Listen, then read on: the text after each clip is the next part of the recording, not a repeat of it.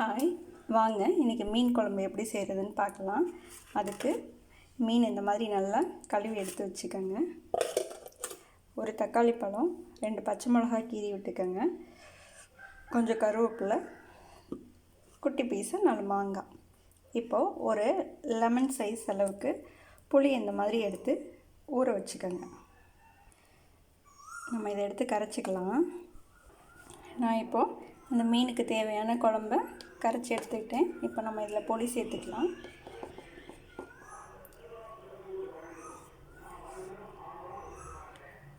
நான் ஒரு 2.5 ஸ்பூன்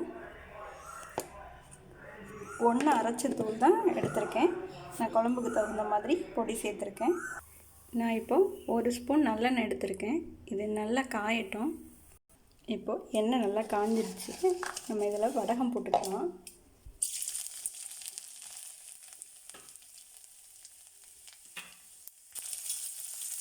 வடகம் நல்லா பொரிஞ்சது.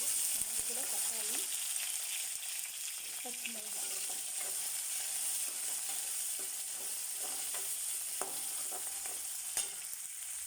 நல்லா வதக்கி விட்டுட்டு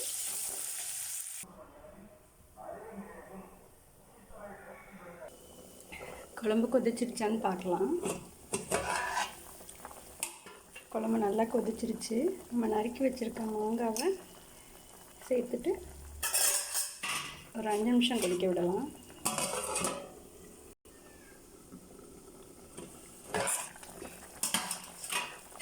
குழம்பு நல்லா கொதிச்சிருச்சு. இனி நம்ம கேஸை ஆஃப் பண்ணிடலாம். நல்ல சுவையான மீன் குழம்பு மாங்காய் போட்டது ரெடி ஆயிடுச்சு.